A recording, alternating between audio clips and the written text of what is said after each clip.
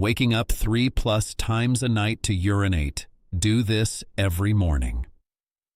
If you're over 50, let me paint a picture that might feel uncomfortably familiar. It is 11:30 at night. You have finally settled into bed after a long day.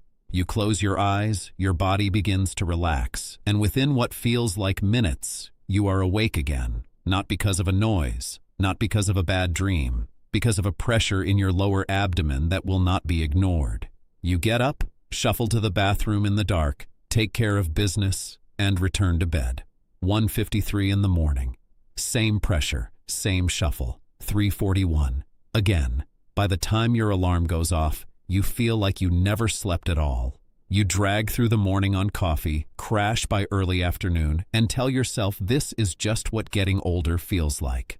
I am Dr. John Carter, and I am here to tell you directly that what I just described is not inevitable. It is not simply aging, and it is not something you have to continue accepting. Today, I am going to give you a complete morning protocol, a specific sequence of actions performed within the first hour of waking that addresses the actual biological mechanism responsible for waking you at night. Not the bladder, not the prostate in most cases. The real mechanism that almost no one has explained to you. By the end of this conversation, you will understand why you are waking up repeatedly, why standard advice has not worked, and precisely what to do every morning starting tomorrow to begin reversing the pattern. Let us start with the mechanism, because without understanding it, the protocol is just a list of things to do. Why you are waking up at night, the real cause. The medical term for repeated nighttime urination is nocturia, and the first thing I want to establish clearly is that nocturia is a diagnosis, not a normal feature of aging. Waking twice or more per night is clinically significant. It disrupts sleep architecture, elevates blood pressure, stresses the cardiovascular system, and is associated with accelerated cognitive decline when it persists over years. Most people and most general advice treat nocturia as a bladder or prostate problem. For a small percentage of people, that is accurate. But for the majority of adults over 50 who wake up 2, 3, or 4 times per night, the bladder and prostate are not the primary cause. They are the messengers. They are doing exactly what they are supposed to do, emptying when they fill. The real question is, what is filling them during the night? The answer is your legs. Throughout the day, gravity pulls fluid downward into your lower extremities. Blood, lymphatic fluid, and the fluid between your cells all settle progressively toward your feet and ankles. In a young, healthy vascular system, this fluid is efficiently returned to circulation through the pumping action of the leg muscles and the integrity of the venous valves. After 50, this system becomes less efficient. Venous valve function declines. Vessel wall elasticity diminishes. The leg muscles, particularly in people with sedentary habits, provide less of the pumping action needed to return fluid against gravity. By the end of an average day, a person with this pattern may have accumulated between 1/2 liter and 1.5 liters of fluid in the tissue of their lower legs, stored invisibly without producing obvious puffiness. Then you lie down. The moment you become horizontal, gravity no longer holds that fluid in your lower legs. Over the following 60 to 90 minutes, it is reabsorbed from the tissue back into the venous circulation. It flows toward the heart. The right atrium detects the increased volume and releases a hormone called atrial natriuretic peptide, or ANP. ANP sends an urgent message to the kidneys. Too much fluid in the system. Process it immediately. The kidneys shift into accelerated filtration mode. Your bladder fills rapidly. Within an hour and a half of lying down, you are awake with a full bladder. That is trip number 1. The fluid from the legs has not finished mobilizing. Another wave follows. Trip number 2, 2 hours later, and often a third and a fourth. This is why you can consume almost nothing after 6 in the evening and still wake up producing substantial urine volumes through the night. You are not processing what you drank before bed. You are processing the fluid that spent all day accumulating in your legs and is now, with you horizontal, draining back through your kidneys. Treating the bladder in this situation is the equivalent of silencing a smoke alarm when the fire is in another room. The bladder is the alarm. The legs are where the problem originates. Why morning is the critical time of day. Here is something almost no one understands about managing nighttime urination. The battle for your night begins the moment you get out of bed in the morning. The fluid accumulation that fills your bladder at 2 in the morning is set in motion by what happens to your circulation and lymphatic system from the very first minutes after waking. How you start your day directly determines how much fluid accumulates in your lower legs through the day, which directly determines how much fluid redistributes through your kidneys when you lie down at night. Most people get out of bed, stand upright, and let gravity immediately begin working against them. Their vascular system, which has been horizontal and draining efficiently for 8 hours, is suddenly asked to work against gravity with no preparation and no activation of the mechanisms that would help return fluid upward. Within the first 30 minutes of being upright, fluid is already beginning to accumulate. By mid-morning, if you have been sitting, the accumulation is meaningfully underway. By evening, you have the full reservoir that will drain through your kidneys from midnight to 5 in the morning. The morning protocol interrupts that cycle at its source. It activates the mechanisms that prevent excessive accumulation from the very start of the day. Over 2 to 4 weeks of consistent application, it produces compounding results that address the root of the problem rather than managing its consequences. Let me take you through each element. Morning Protocol Element 1. The Pre-Standing Activation Sequence. Before your feet touch the floor. Still lying in bed, raise both legs and perform 30 ankle pumps. Point your toes away from you as far as comfortable, then flex them back toward your face. 30 full repetitions at approximately 1 per second. These ankle pumps mechanically compress the deep veins of the calf, pushing venous blood upward toward the heart and activating the venous valves before the gravitational challenge of standing arrives. Follow with 20 slow bilateral leg raises. Both legs together raised to approximately 45 degrees, held for 3 seconds, then lowered slowly. This engages the deeper muscles of the thigh and hip, further activating the large venous return pathways. Before you stand, perform the shin press test. Press your thumb firmly into the skin 4 inches above your ankle and hold for 15 seconds. If the skin springs back immediately, minimal fluid accumulation is present. If it leaves a visible pit that takes more than 10 seconds to fill in, you have meaningful tissue fluid. Note this: retest in 2 weeks. The change will make the value of this protocol measurable and concrete. Then stand up. Morning Protocol Element 2. The Hydration Sequence. Within the first 15 minutes of waking. The instinct of most people dealing with nighttime urination is to drink as little as possible. This reasoning, while it feels logical, actively worsens the problem. When you are dehydrated, your blood becomes more viscous. Thicker blood moves through the microvasculature with more difficulty, which increases capillary pressure and actually promotes greater fluid leakage from the vessels into the surrounding tissue, accelerating the very accumulation you are trying to prevent. The lymphatic fluid also becomes more concentrated, making it harder for the lymphatic vessels to move it efficiently. Adequate hydration keeps both blood and lymph at the viscosity where they move most efficiently. The key is timing. Immediately upon waking, before coffee and before anything else, drink a full glass of water. Over the following 2 hours, drink a second and then a third glass. Your goal is to consume approximately 60 to 70% of your total daily fluid intake before 2 in the afternoon. After 2, taper gradually. After 4, shift to small sips only. After 6, virtually nothing unless genuinely thirsty.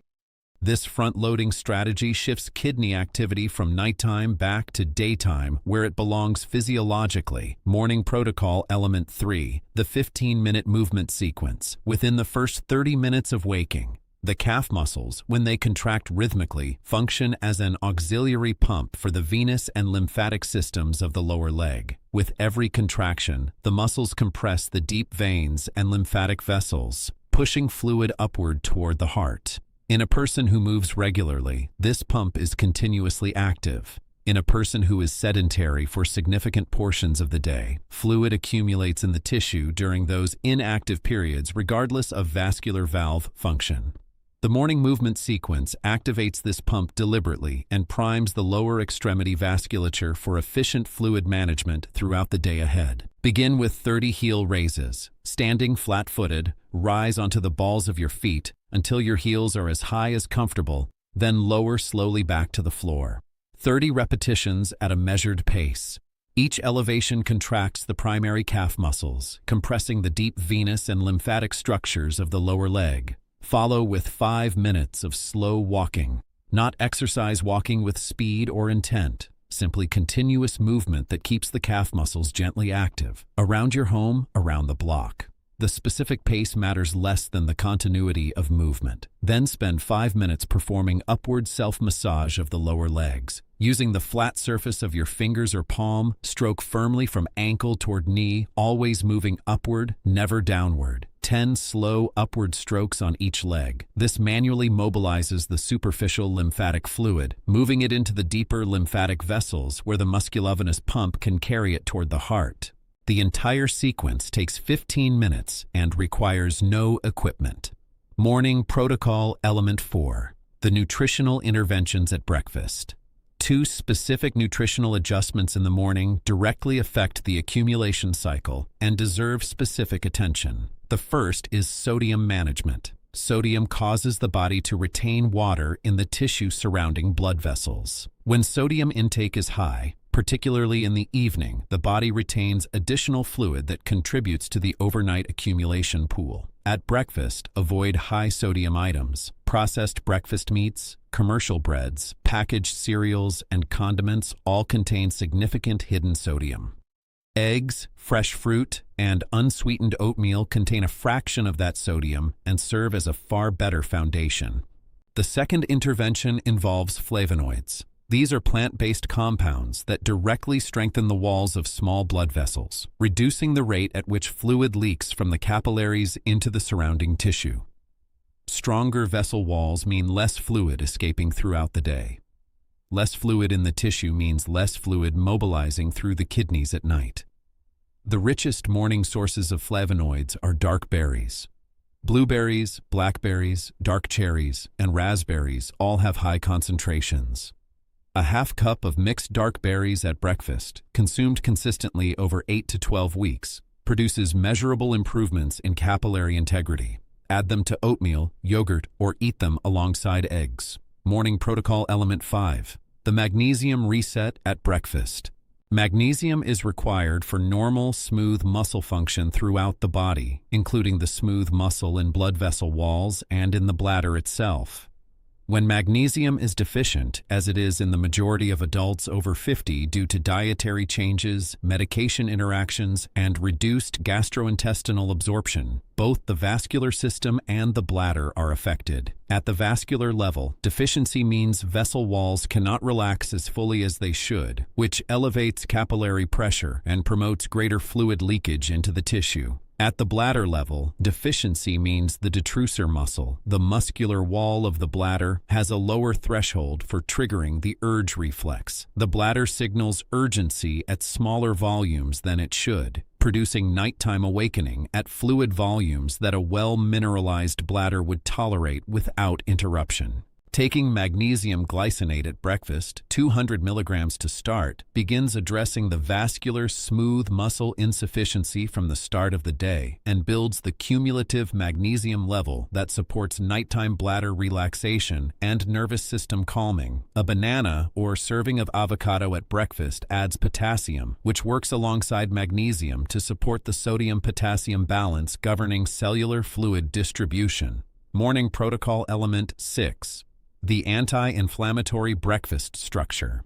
Chronic low-grade systemic inflammation increases the permeability of blood vessel walls, meaning more fluid leaks from the vessels into the surrounding tissue throughout the day. It also lowers the bladder urge threshold, compounding the effects of magnesium deficiency. Omega-3 fatty acids are the most powerful dietary anti-inflammatory agents available. Walnuts or ground flaxseed in oatmeal provides a meaningful dose. Eggs contribute a smaller amount. Fatty fish, if you will eat it at breakfast, is among the most effective single choices. Turmeric with a small amount of black pepper contributes curcumin, which has documented anti-inflammatory effects on both vascular endothelium and bladder wall tissue. A quarter teaspoon stirred into oatmeal is sufficient, and the piperine in black pepper increases curcumin absorption dramatically. Green tea in place of or alongside coffee provides catechins with anti-inflammatory and mild diuretic properties that support appropriate daytime kidney activity while reducing nighttime redistribution. The complete morning protocol assembled as a sequence. Before your feet touch the floor, 30 ankle pumps lying flat. 20 slow leg raises, shin press test to track progress. First 5 minutes upright. A full glass of water immediately. Minutes 5 through 20. 30 heel raises. 5 minutes of slow continuous walking. 5 minutes of upward leg massage. 10 strokes each leg from ankle to knee. Breakfast within the first hour. Dark berries, eggs, walnuts or flaxseed, turmeric with black pepper. Magnesium glycinate 200 milligrams. Banana or avocado for potassium. Low sodium choices throughout. Second and third glass of water completed by mid-morning. The active portion of this protocol takes 20 minutes beyond your normal breakfast preparation. It requires no equipment and modest supplement costs. What it requires is consistency. What to expect as you implement this. In the first 3 to 5 days, you will notice the protocol itself. The deliberate quality of the morning, the attention to your lower legs, the hydration timing. The shin press test gives you an objective baseline. In the first 1 to 2 weeks, most people who are consistent report 1 fewer nighttime waking, from 4 to 3, from 3 to 2. The change is not dramatic in the first week, but it is real. Between 2 and 4 weeks, the cumulative effect of daily circulation activation, improved hydration timing, reduced sodium, increased flavonoid intake, and daily magnesium supplementation produces more substantial change. 2 nighttime trips become 1. 1 becomes occasional. At 6 to 8 weeks, many people are sleeping through the night or waking once near morning rather than multiple times. These timelines vary by individual. Severity of venous insufficiency, degree of magnesium deficiency, and the presence of other contributing factors all affect the pace. But the direction of change is consistent for people whose pattern fits what I have described. Before I close, let me address the situations where this protocol is not sufficient and medical evaluation is essential. If your nocturia appeared suddenly rather than gradually, seek evaluation. Sudden onset can indicate heart failure, kidney disease, or a urological condition that requires diagnosis. If your leg swelling is significant, asymmetric, painful, or warm to the touch, see a physician before implementing anything I have described. Asymmetric swelling with pain can indicate deep vein thrombosis. If you are passing blood in your urine, that requires immediate evaluation. If your nighttime trips involve overwhelming urgency and each trip produces only a small volume of urine, your pattern may be consistent with overactive bladder syndrome or prostate-related urethral compression. Both respond to different interventions and benefit from professional evaluation.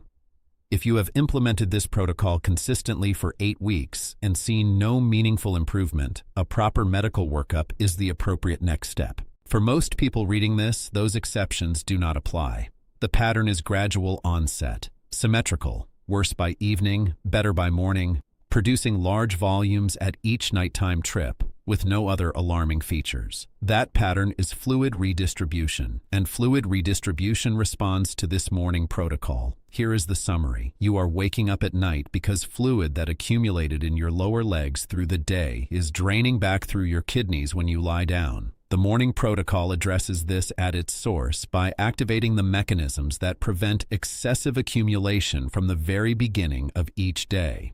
The ankle pumps and movement sequence activate the musculovenous pump before accumulation begins. The front-loaded hydration keeps blood and lymph viscosity optimal for efficient return. The flavonoids strengthen capillary walls and reduce leakage. The magnesium supports vascular smooth muscle relaxation and bladder wall threshold. The anti-inflammatory breakfast reduces the vascular permeability that accelerates fluid leakage throughout the day. The sodium management removes the osmotic driver of tissue fluid retention. Every element addresses a specific documented physiological mechanism. Together, they work as a system, and systems produce results that individual components cannot. 20 minutes every morning, starting tomorrow.